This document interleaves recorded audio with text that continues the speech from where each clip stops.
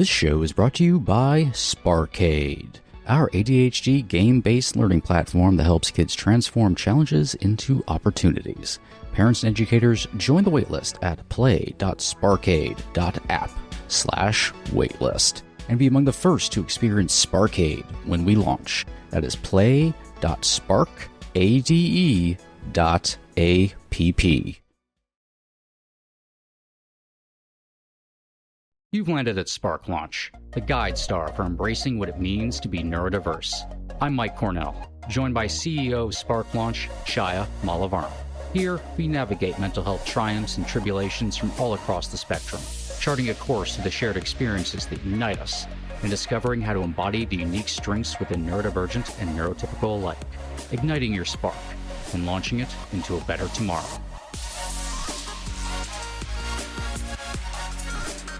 Hello there, I'm Mike. I'm Chaya. And joining us today is Dr. Pritika Bernice Gonsalves, a distinguished child psychologist specializing in play therapy and a leading expert in child development. Beyond clinical work, she is a mentor, public speaker, and a writer, and we are very excited to have her here today. Thank you for the introduction. I would like to add, I'm also an EAP psychologist, and I work for US and also India. So basically pan-India and also US. Oh, how interesting, Pratika. Welcome to the show. I am super excited, especially because you're from India. I grew up in India. Half my life I've lived in India. So I'm waiting to dig into many aspects of it because I'm obviously out of touch. And this whole neurodivergence is new all across the globe. We didn't know that, ADHD, any of the terms, at least me, I didn't back then. So you're from Mumbai, correct? Yes, I am from Mumbai. So tell us how it is out there and what's the awareness of neurodivergence and ADHD, autism, all of that. And what about the rest of the country? So there are as I said, I'm an EAP psychologist too. So I do speak to adults, and the adults, they are in their 30s or they are in their 40s. They're still unaware that they have ADHD. They have the symptoms, they go to Google, they do the check, and then afterwards they have other symptoms and they actually come for the other things, maybe anger issues or, unable to listen properly, listening skills, the weak listening skills. And then afterwards, when they do the assessments and when they, see what is actually wrong, they come to know that they are ADHD. So then someone just told me, oh, I'm ADHD, I'm scared. That means I have a problem. So I said, no, you don't have a problem. Some of the best people in the world have ADHD and they're very successful. So, it's like you can use the God-gifted brain of yours in the right way and it will take you to success. So, yeah, I would say more and more, I get, if you say for children and teen, it's the girls, the gender-wise, the girls get detected faster because, again, as per the society norms, right? A girl has to be cool, calm, sweet, not be mischievous and should not interrupt and all those things. While boys are known to be that, okay, you can do mischief, you can be hyper, it's fine. So then because of that, the girls are sent to the psychologist faster.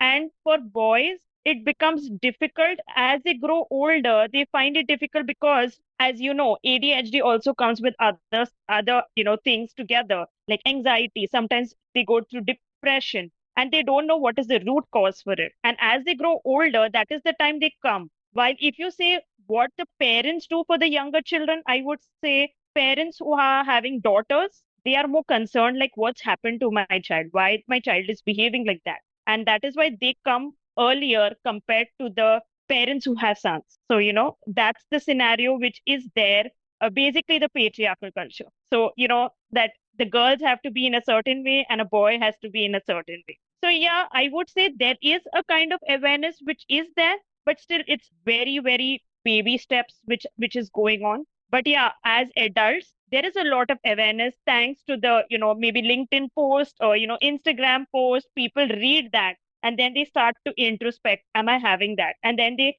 want to reach out to the psychologist, and they are ready to work on themselves, because that time there is no parental care or parental a thing that parents have to give the permission to go to a psychologist because they are adults. So yeah, it's still a lot of work in progress on this part, really. Yeah.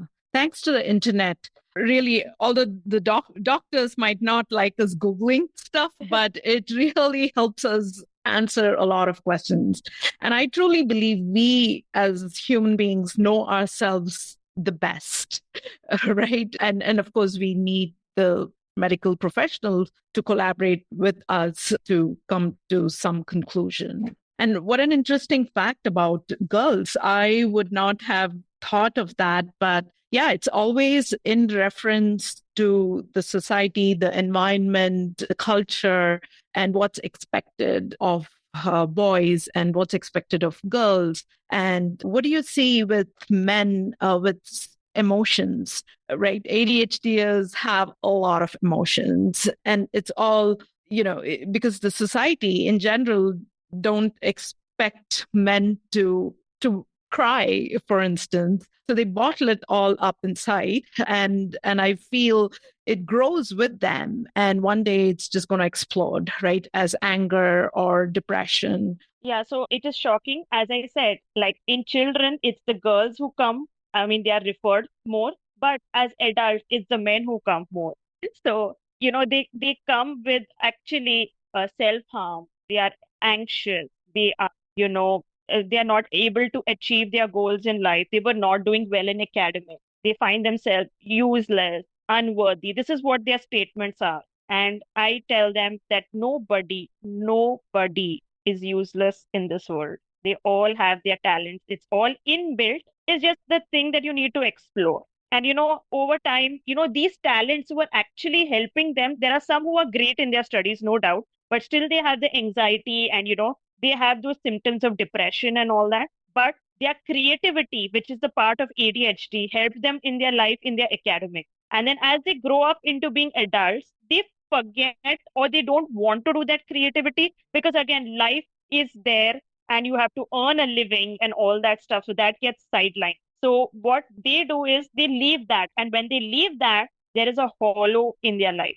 They feel empty. And that is the time the ADHD kicks in. They get emotional. Yes, men are getting emotional nowadays. They are in the counseling settings, or, they feel it safe to do it in front of a psychologist, cry, or, express themselves rather than with society. Again, as India is a patriarchal culture, very strictly patriarchal.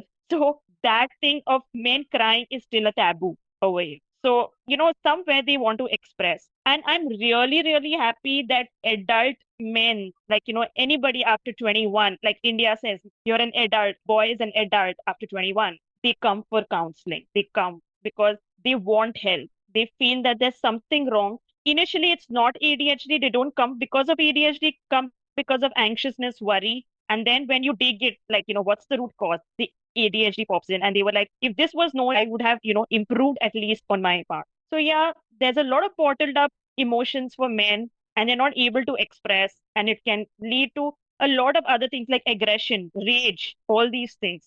Does happen.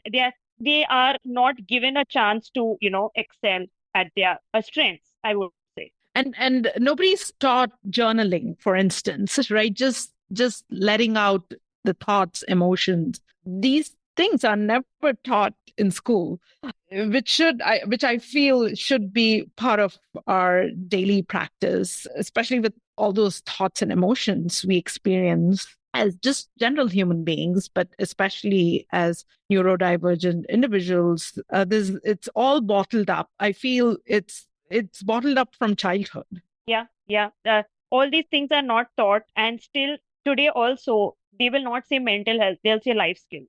So now that we've kind of gotten an idea of the kind of depth of your knowledge with this, I'm curious where you started in your development towards wanting to become an expert in this field. Yeah, so as I was growing up in India, Mumbai, so when I was growing up, there was hardly any psychologist in the schools. There was like hardly it. So, even if there was a psychologist, it would be like once a week that person would come to school and the teacher had to refer.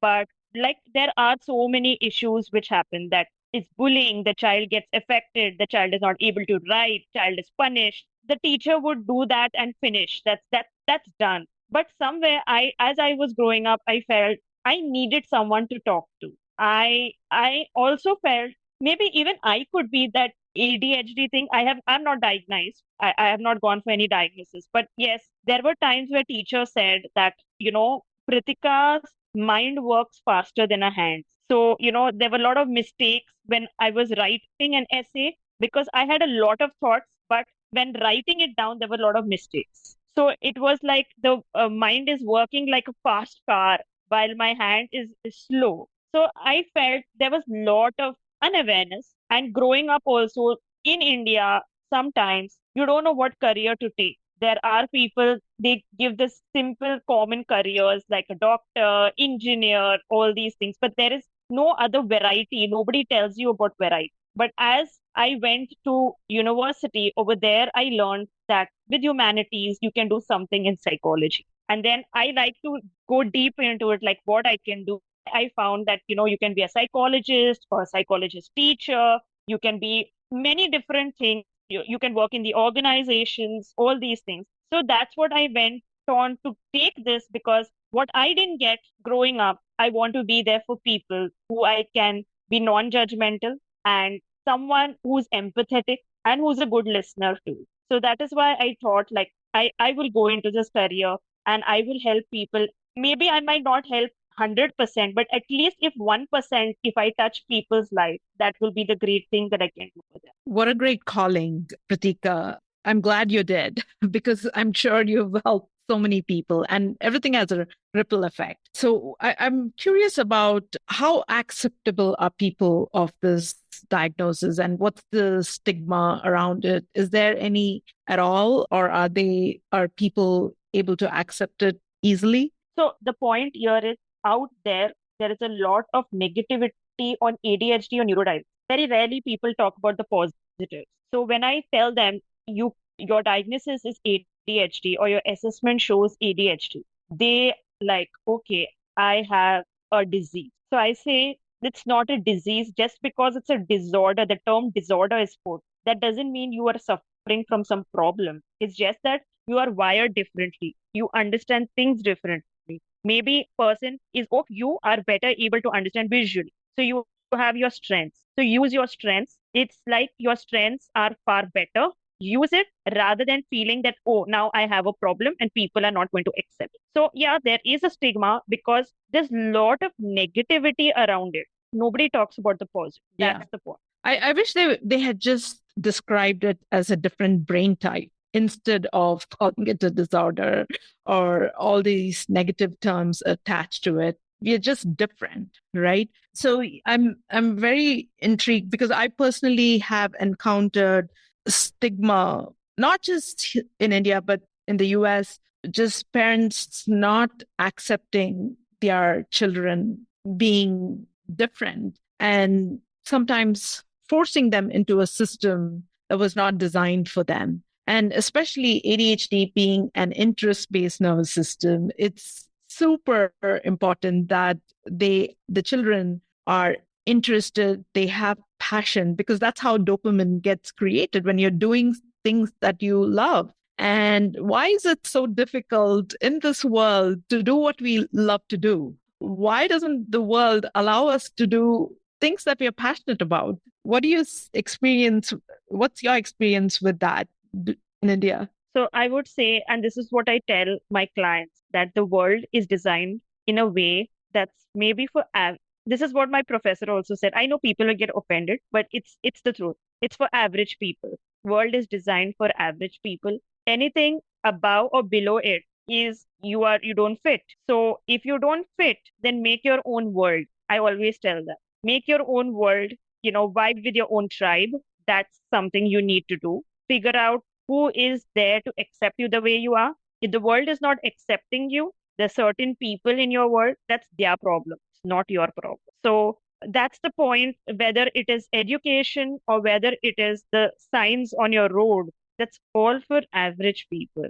I mean, if you're visually strong in intelligence, where are the visual things? Or where is the education when needs to be visually inclined? Or maybe kinesthetic, or logic, all these things. Like, as I always say, Gardner's 8 types of intelligence that he mentions. Actually, I truly believe in that. We all have one type of intelligence of it. But we always talk about the standard intelligence test. And the standard intelligence test differs from country to country. It's not going to be the same because of the cultural background, religious background, everything. So we are inclined towards one particular intelligence. Let's, explore that. But again, the society puts these bonds, and that can be really problematic in the future. Yeah. And that's how they grow up into these adults experiencing a lot of problems. And that's why it's critical when they are children to align them to their own paths, because they're going to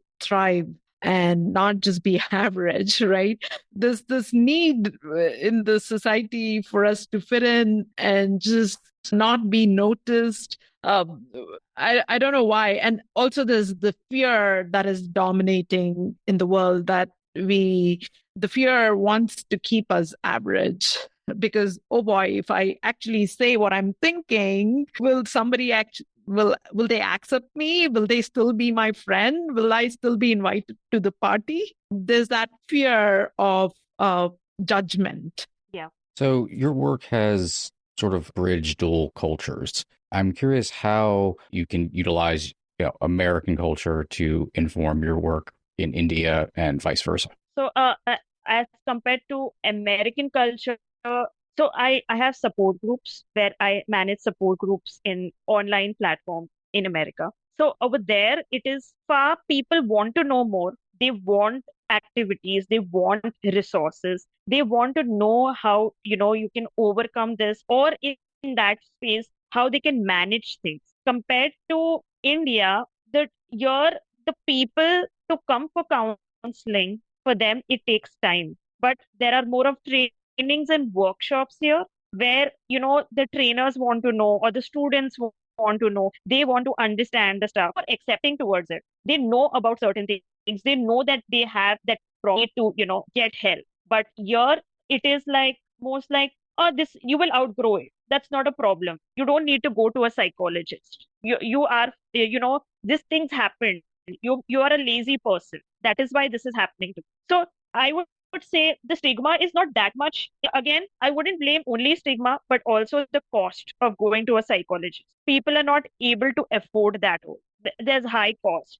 Yes, it could be in America also, the costing, and but at the same have that, like, if you're going to have high, a fee for it, people would say, why do you want to waste so much of money? Instead of that, maybe go on Google and find out. So it's the thing that affordability, accessibility, rural areas, they find it difficult in India to get a psychologist close by in the rural area. So that's also one of the drawbacks which India faces. And the awareness is all, we're just realizing a lot of things. And that's why the need for this podcast as well, because people have experienced this throughout their lifetime, right? It comes in different ways. And of course, it all depends on what kind of a family, what kind of a school you went to, how well you were supported, because that has a big impact. Environment plays a major role for neurodivergent people, especially because the system does not support. They need some form of a support. Yeah, right. Going off of that, what would you say are small changes that can be made, maybe how people interface with the world around them can start to reduce that stigma? Yeah, so I would say something like starting things in the school level.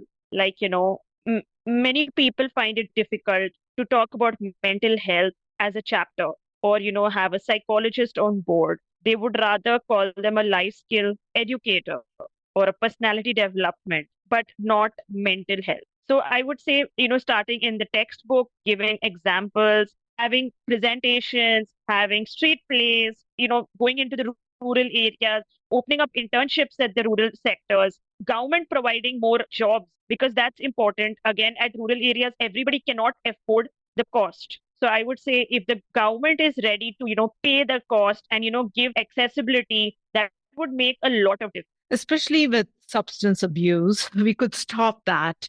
I feel if these services were made more affordable and there were people to help them sort out all the mental issues they're going through, they wouldn't gravitate towards alcohol and other forms of substance abuse. I remember I had a conversation with the head of peer support at my local health department, and we were talking about like my expertise, his expertise, blah blah blah. And I didn't really have any like lived experience with substance use disorder and all that, and my focus more on mental health. And he said, like, yeah, I'm actually trying to get them to understand, meaning the health department and the local government, that substance use and mental health are hand in hand, like they're the same thing, but they or see them for some reason as completely separate from one another. And that was just like completely bonkers to me that we still live in like that space where mental health is still treated like this other thing that should not really be dealt with. For as far as we've like come, being more open to therapy and therapeutic practices and psychiatry, there's still this systemic fallback into it being something almost extravagant if you get mental health treatments, and it's not accessible to most other people. So, from sort of like addressing stigma and how mental health is not treated by the higher up systems that are in place, how important is it to really start examining mental health from an early age to set people up for better adulthood? And what are some of the ways you kind of go about that in regards to play therapy and focusing on child development? I really feel that it's not only about neurodiversity or ADHD that the children need to learn, it's about self-love. Today, half of the teens or maybe even adults don't know what self-love. For them, self-love means shopping. They don't know that, it needs break, it has boundary setting, mindful communication, you are your own priority, all these things. So I think basic knowledge, I wouldn't say like, for a first grade or second grade, you're teaching ADHD, but at least basic knowledge, that's important. And as you go higher, I feel there should be battery of psychologists, like of different mental health professionals on board, where the diagnosis can happen, whether the child is having extreme self-harm, addictions. There are psychologists who are, expert in that. They should be on board for that. So I think if the schools have this or if the university has this, there's going to make a lot of difference. And I would say as India has a lot of apartments and, even the rural areas having small clinics, that also matters a lot. It does matter. Yeah. I think self love is so important. It's critical. It's simple, but nobody talks about it enough. I wish schools taught that from day one instead of just focusing on external things, learning math, science, social, just honoring ourselves and drawing boundaries, as you just said. It's critical. We should redefine education, just how to be a good human being. We have one life, right? Just one life. And we should be living that with love and happiness and joy, doing what we love to do. And why is that so difficult? It's just, Yeah. and I'm just curious, what do you experience, especially with this interest-based nervous system? And if an adult has gone way ahead in their career, let's say they are in their 40s and 50s and not finding joy in their everyday work, it's going to be very difficult, because I think about that for myself. If I had continued with accounting, which is where all my pain came from, where I didn't find that purpose, it would have been very difficult if I hadn't taken ownership of my life. So what do you experience there with people? People are in high paying jobs, they are doing very well, but they are not happy because basically they want to make careers in dance, they wanted to make careers in fashion, they wanted to be artists. But again, there is a stigma in India that you want to be a tailor. fashion designer is called a tailor. You want to be a cook, those who love to, go for caterings or hotel management and all these things. And they are forced to go into, careers which they don't want to do. They are getting great pay. And now it's like, okay, now I'm not under the parent. So you tell me what I can do. So I was like, on weekends, start doing what you love. Give that opportunity to yourself. Maybe your career will fund that. And once that funding is done and you are on a better position, maybe that time you can leave that career which funded, your side business. So you can start small with your what you like, and then it can go into this big business. What a great advice. Do something over the weekend, do something on the side. We have to honor that love. Yeah. And this focus on money, that needs to stop, that obsession for titles and for other people.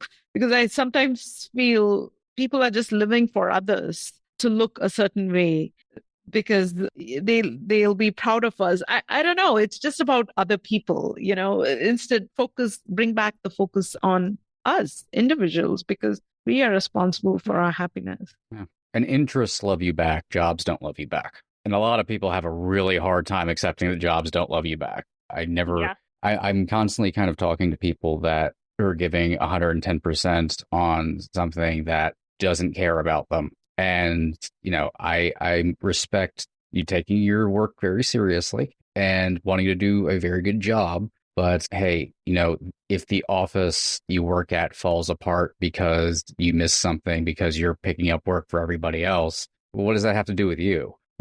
You're doing your part. Take care of yourself as well. Like I don't think there's anything wrong with just saying like, oh, I just get my paycheck and that's it. That's fine. So many of those jobs are cogs on a wheel, just in a very large machine. And it's okay to kind of like just say that's nothing and then go focus on the things that do actually interest you and not put all of your time and all of your heart and all of your effort into a job that you really don't have any passion. Going off of that, and before we wrap up somewhat, what is some of the energy you're trying to put back into the world with the work that you do? Whether it's, let me start with neurodiversity. There are many people who are unaware what is the term neurodiversity, first of all. So I would like to tell people, just like there is a Gonsalves family, I explained this to somebody, like, what is neurodiversity? So I said, just like there is a Gonsalves family, there is a D'Souza family, there is a Rao family, or there is a Thompson family, like that, there is a neurodiversity family. And in that neurodiversity family, there are different roles people play. So someone is LD, someone is ADHD, someone, has dysgraphia, somebody might have autism.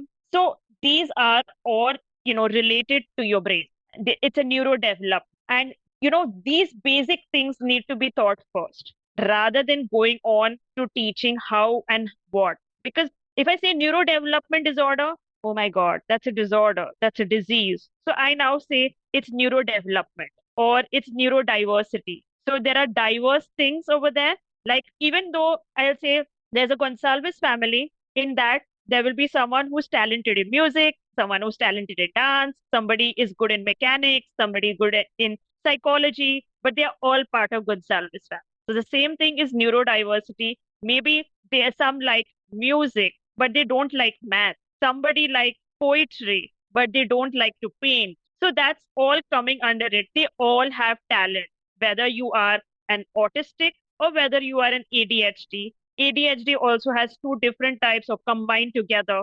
So we need to make the conversations basic rather than making it so jargon filled with technical terms and all that. That needs to stop, because common man doesn't understand what are you talking about. I mean, if you don't understand what are you talking about, how would you, solve the problem? People only talk about the problem, but to understand the problem, you need basic common man language. Even when you write blogs, right, it's said that you need to write it in such a way that a fifth grader can understand. Then why are we giving such big jargons to people? They don't understand.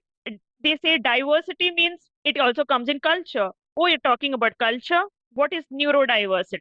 So, we have to make them understand it's brain related, but we are differently wired. I thanks to Chaya, I think talking once, she told me about Ferrari car, that the brain is like a Ferrari car and it moves. So now I talk in that language for people to understand. You have seen the Ferrari car, your brain is that. So that makes them understand better.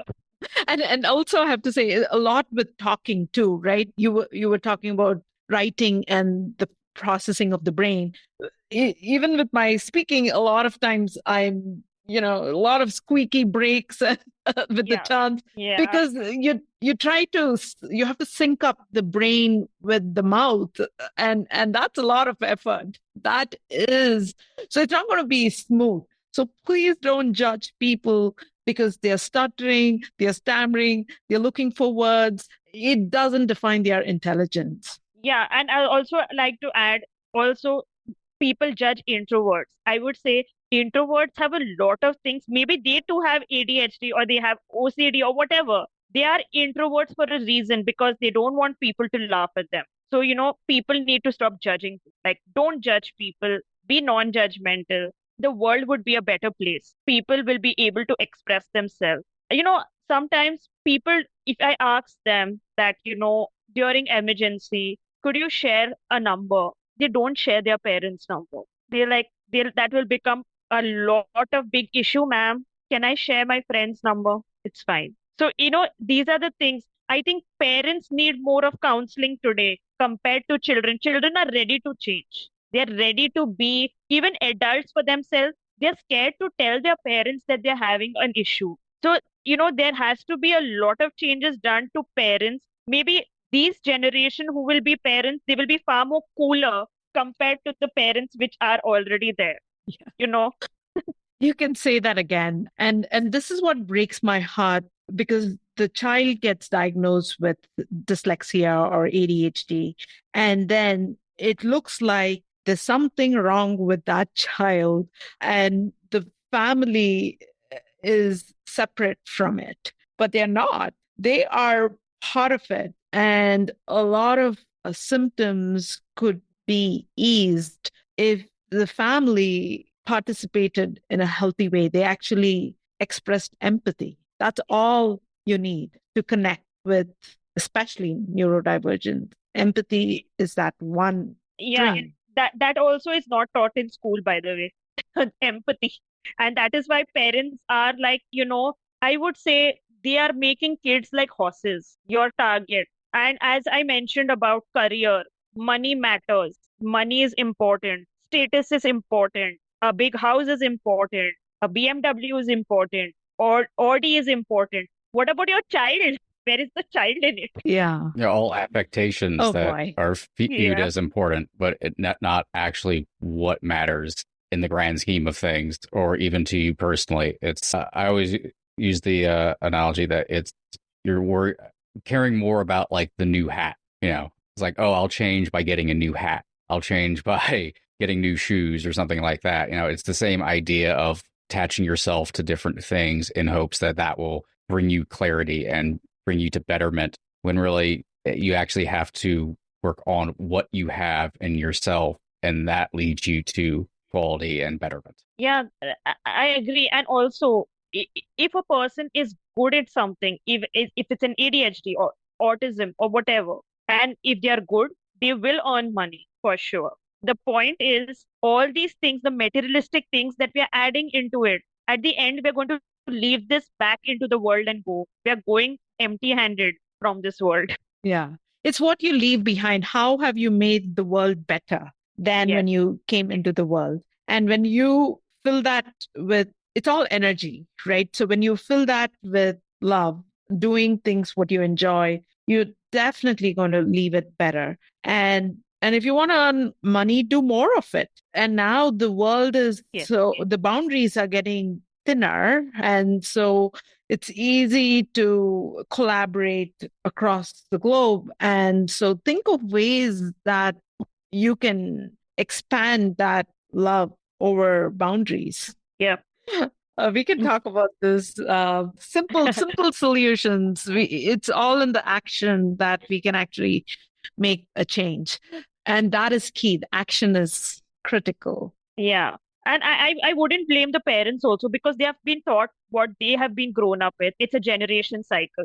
I won't blame the parents. I will say somebody make an attempt to change that mindset, change the perspective, and see how things will change in a better way. And I would say start parental counseling first. They require it. They require. Yeah. And not in a bad way. I wouldn't say in a bad way, in a good way, positive way. Tell them the positives. And I myself have done it for parents. I've told them the positives. I've told them that your child is not wrong. Don't hit the child because in India, parents hitting the child is normal. I said, don't do that. Their behavior is wrong. Correct it. The child feels, oh, I am bad as a person. No, you're not bad person. Nobody is a bad person. Circumstances, certain experiences make you bad. So I would say you have to tell the positives to the parents in counseling setting and see what changes. Parents will say, okay, I'm coming for counseling. I'm coming for therapy with my child. I want my child to be all rounder. Yeah. Try putting the positives for psychologists, I will say. Try putting the positives in front of parents and see the world changing. Because any relationship is a two-way street. Yeah, correct. And everybody should be open to a transformation. And it's possible. Yeah, yeah. And therapy is not a punishment. I think so much, and especially parents often view therapy as some sort of punishment or admonishment or something they need to be defensive about, but it's not. It's something for you to help you. It's always a positive. And Chaya brought up kind of everybody doing their part to make the world a better place in however way they can. And you, Pritika, are 100% doing that. And it's lovely to hear your perspective on things. And that really does bring it all back to it's all really simple. I think that's always like the frustrating part. It's all like really simple solutions that we have a tendency to overcomplicate. So thank you for bringing all that to the show. And how can people find your work, things you're posting about? Yeah, so I am on LinkedIn and also on Instagram. So people can check me there and they can get in touch with me if they require therapy or they want to know something for consultations. They can always reach out over there. Yeah. Awesome. And of course, all of those links will be found in the show notes at sparklaunchpodcast.com, where you can also find all the places you can subscribe to the show. And if you have enjoyed this episode, of course, if you could rate and review us, even if you didn't like the episode and you wanted to rate us badly, whatever, you're welcome to. I'll take all forms of criticism. But we want to thank Pritika for coming onto the show. It was great talking to you and being able to kind of get these different perspectives. And I think it's going to be a great value to those listening. Thank you, Pritika. It was an absolute pleasure, and you filled us with a lot of knowledge. Thank you. No, thank you for calling me over here and having this great conversation. I hope it helps many people and spreads awareness, most importantly.